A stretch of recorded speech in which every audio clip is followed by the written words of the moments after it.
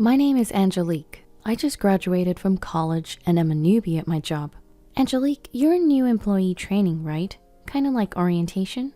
On my day off, my best friend, who I've known since kindergarten all the way through high school, asked me with curiosity. We went to the same college, but were different majors. She continued on to grad school, so she's interested in my working adult life. You won't believe it. We start with a morning run every day. They say it's part of building our stamina.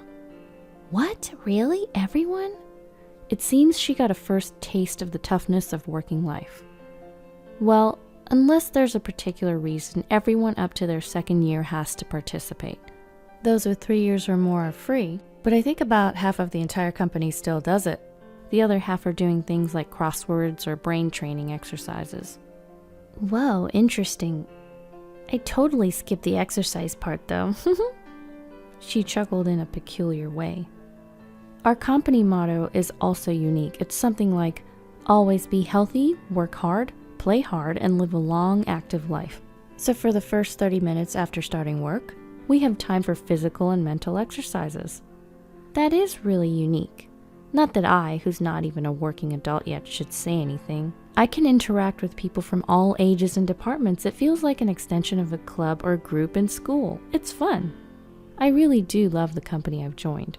But don't you seem kind of tired? You're really observant. I was taken aback by my best friend's sharp observation.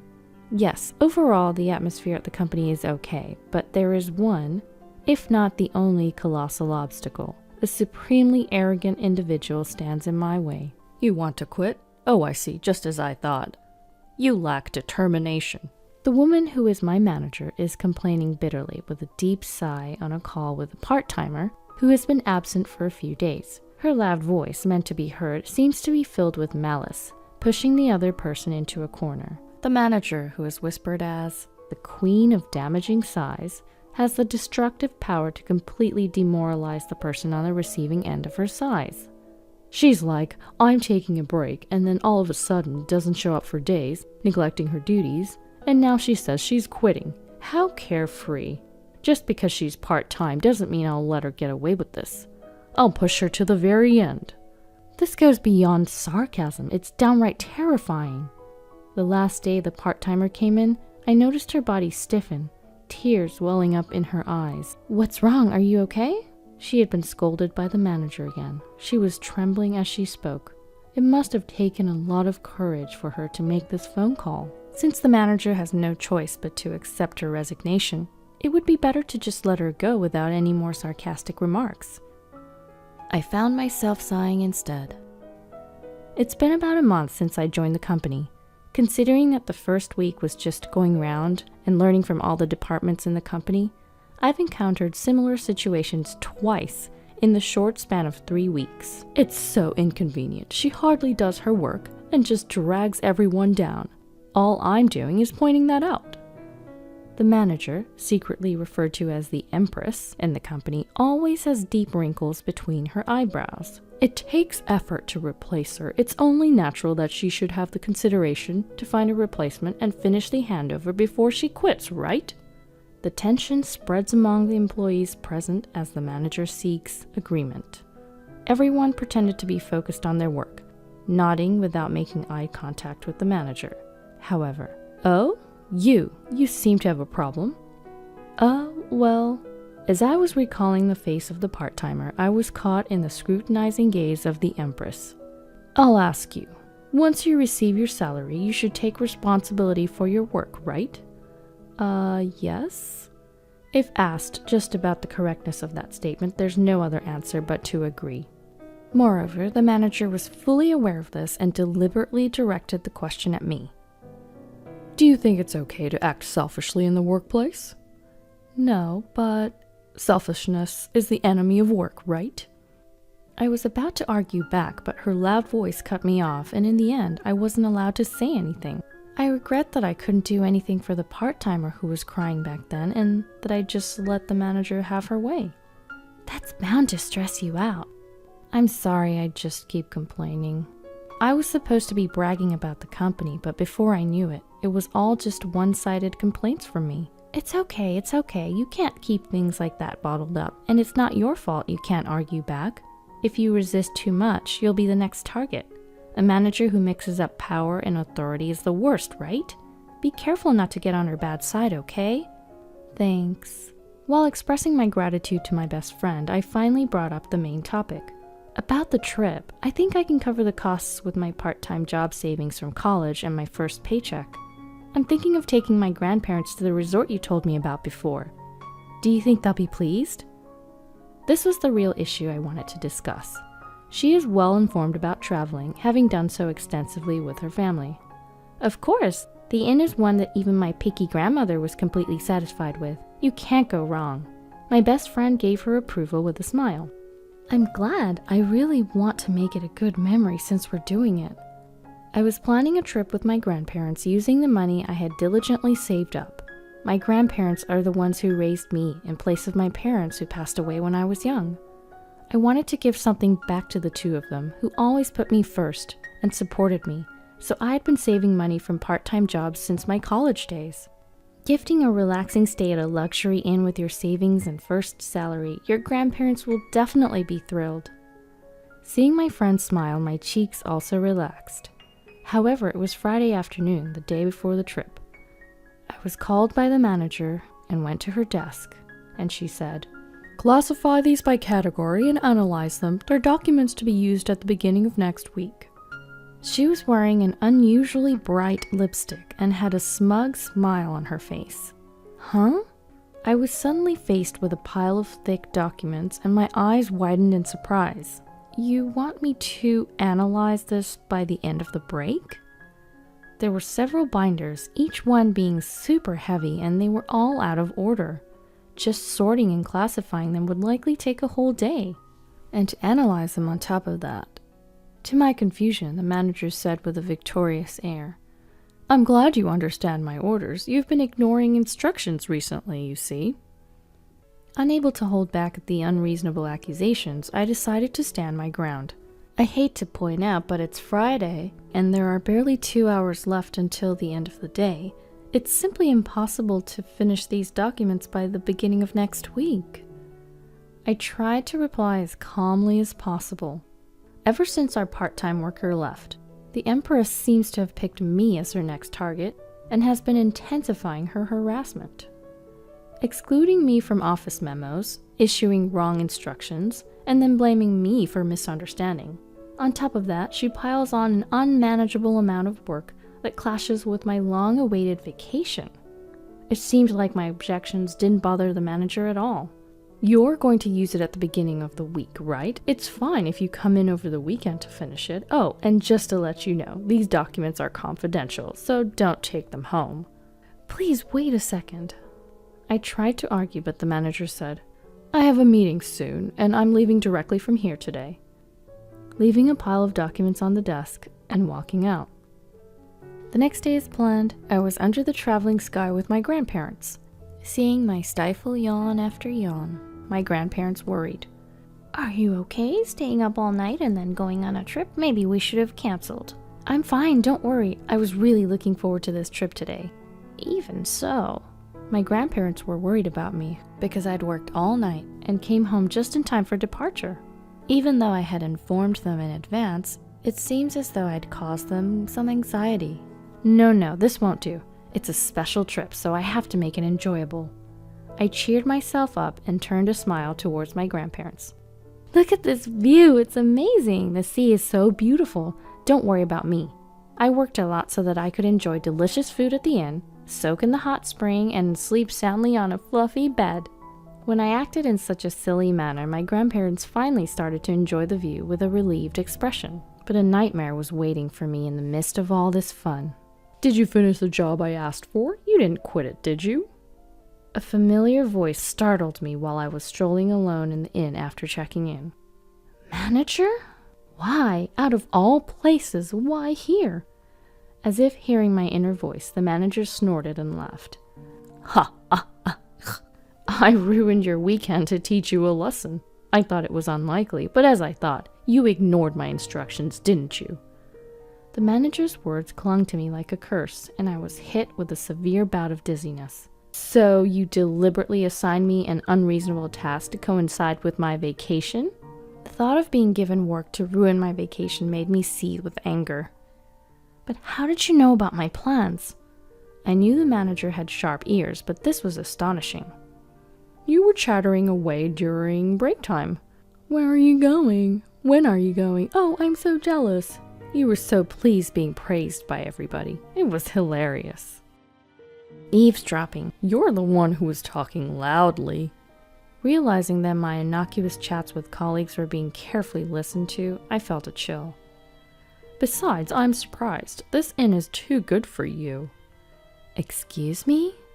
As I tilted my head in confusion, the manager did her typical, Huh? You don't get it. It's an eyesore to see commoners wandering around. Look, there's a rundown inn next door that's more your style. I don't understand what you mean. I know you find me an eyesore, but the rest is just insults and harassment, right? Just when my anger was about to boil over, that's when it happened. Is that what this is about? A voice of support came from behind me. Grandpa, and Grandma too. My grandparents, whom I thought were drinking tea in the room, were standing behind me. Judging from their expressions, they must have heard almost all of my conversation with the manager. This is... I hurriedly tried to explain, but my grandfather cut me off and spoke to the manager. Nice to meet you. I'm Angelique's grandfather and have been her guardian for many years. Perhaps it's quicker to tell you that I'm the honorary chairman of the trading company that was discussing a deal with your company the other day. At those words, the manager's face turned pale. What? The honorary chairman of the industry? But your name is different from this employee's. Yes, she goes by her maternal family name. Otherwise, she would be viewed differently as a member of a famous company's founding family, right? I don't want my precious granddaughter to have a tough time at the company where she works. I am terribly sorry. I had no idea. The manager's face turned even paler. Do you think ignorance excuses rudeness? What? Oh, no, In contrast to my grandfather's calm demeanor, the manager was sweating profusely and frozen in place. I'm afraid I'll have to ask you to relay a message to your company's CEO. I'm not interested in doing business with a company that has a manager like you. Well, wait a minute, please. Ignoring the manager's shrieking voice, my grandfather continued. My granddaughter joined a company with a great motto, stay healthy, work hard, play hard, and live a long life. I thought the existence of quirky managers was necessary for the growth of the company. But your personality and behavior are harmful, he concluded. If you disagree with what I say, you can ignore it or spread bad rumors about me. My granddaughter has been recording all of this with her camera. Let's see whose side the world is on. Then he left the scene. As my grandfather said, I had been recording from the beginning of the trip, with a camera hanging around my neck to capture memories with my grandparents. I had forgotten, but the camera was still rolling at that moment. The manager, trembling, tried to cling to my grandfather, but was bluntly told, It's too late now, and collapsed on the spot. Wait a minute, can't you do something to help? After being coldly brushed off by my grandfather, the manager surprisingly turned to me for help. I refuse. You always say there's nothing a newbie like me can do. I gave back my manager the sarcasm she gave me just the other day. I managed to keep my anger in check and even managed to flash a smile. Yeah, I could probably be an actress too, I thought to myself. Then, at the start of the week at work, there was an issue with the manager. The executive who leads the running club was standing tall in our department since the morning.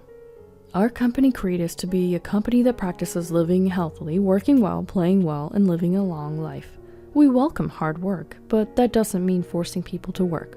Especially not if it compromises their physical and mental health. Executives who dump unreasonable amounts of work on their subordinates are merely showing their lack of managerial skills. The managing director's voice echoed throughout the floor. Excuse me? The manager, seemingly taken aback by being attacked first thing in the morning, was about to ask something calmly while clenching her fist. But the executive said, Here we have the time cards from last Friday to today.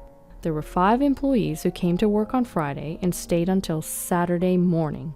3 people worked on their days off on Saturday and Sunday, and this morning, Angelique came in early.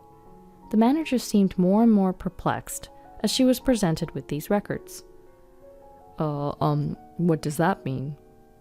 I explained to the confused manager, prompted by the managing director. If I may, You instructed me to finish organizing and analyzing a massive amount of data by the start of the week, and told me to work during holidays if necessary, but it was impossible for me alone. Just then, the executive happened to pass by, so I was able to consult with the people around me, and with the cooperation across departments, we managed to complete the task as you instructed, spending the amount of time and manpower I just explained. Since the running club members who helped this time were there at the executive's meeting, I took the opportunity to thank them again. I only worked from Friday night to Saturday morning, and early this morning after returning from the trip. I was hardly any help, but thank you so much for helping me. When I bowed, I received kind words in return like, "We help each other out in times of trouble," and "That's what running buddies are for." The manager finally seemed to have grasped the situation, and this time she came at me. "Crossing departments, you say? I didn't authorize such a thing." She seemed intent on blaming me for overstepping her authority. "I approved it." "The managing director?" At the managing director's words, the manager was frozen in shock. The newbie in the running group, who always had a smile on her face, was in deep trouble. When I heard the situation, I found out they'd been burdened with an absurd workload. It would have been fine to leave them be, but since it was work necessary for the company, I took charge and gained everyone's cooperation. I apologize for the post-approval, but first. The managing director stared at the manager. "I can't forgive the base motives behind burdening a hard-working employee who's trying to be filial to their grandparents with an impossible task just for harassment." These were the most forceful words I'd ever heard the managing director say. The managing director's face softened a bit. "The other day, my grandchild who visited me cooked up some fried eggs. Haven't recently learned how to make them. They were overly charred and even had eggshells in them, a real mess. But it was the first time my grandchild had cooked something with such dedication. To me, it was the best feast ever." He talked, overlapping his feelings for his grandchild with the sentiments a supervisor should have for their subordinates. "Despite the kitchen being a complete mess from my grandchild's cooking, my wife was in high spirits all day. That's just how it is. When I told them it was delicious, the proud smile on the young face was the most endearing thing." The managing director's unexpected story brought tears to the employees' eyes as they shared memories of their own grandparents. "I still can't forget the taste of the rice porridge my grandma made me when I was sick. And the Band-Aid my grandpa put on me saying, 'Pain, pain, go away,' seemed to heal me faster." While almost bursting out laughing at the managing director's doting grandparent stories, I felt a lump in my throat, wondering if a present for their grandparents could elicit such an emotional response. The people who helped me that day told me as I bowed, "If you think you're causing trouble, the best way to show us respect is to go and have as much fun as possible." And they sent me off on my trip. I love this company, all of you, and of course my job. That's why it's so frustrating to see part-time workers and employees like me being targeted and quitting due to unreasonable demands. Saying this with all the courage I could muster, a warm round of applause erupted from those around them. However, the manager seemed irritated by this and confronted them. "Do you think it's okay to talk like that?" The managing director quickly reprimanded her. "Silence. If you want to stay with this company, you'll lose all your titles and privileges and be demoted to the same status as a new employee. Naturally, you'll be starting from today, so the employee who joined a little before you, Angelique, will be your senior. You should be careful with your words." Upon hearing that the president had also approved, the manager shook her head intensely and yelled, "No, I won't accept this." But there was no help for her. Instead, everyone's cold glares focused on her. "If you don't like it, you're welcome to submit a resignation letter anytime." Well, what? This was the downfall of the manager known as the Empress. Afterwards, she was literally demoted to a rank-and-file employee. She stuck around the company for a bit, but maybe she couldn't handle the tough treatment she was getting because one day, she just stopped coming in. A few days later, her resignation letter came in the mail. Around that time, our company was being covered on TV. The show, titled Morning Exercise Bonds Beyond Titles, was aired, and they even talked about me and my grandparents. I heard later that the viewers loved our company rule: don't tolerate unfairness. The unjust female manager remained anonymous, but the clients clearly knew who she was. Rumor is that she doesn't stand a chance of finding a job in the same industry again. Meanwhile, our company was able to do business with my grandfather's company without any problem. Working with relatives can be a bit embarrassing, but it also keeps me on my toes. Plus, I've become even more popular within the company due to my legendary showdown with the female manager. Whoa, you're so motivated. I want to work with you once I finish graduate school, my best friend recently told me. I'm hoping that'll happen too. I've started saving again because I want to travel with my grandparents without any worries this time.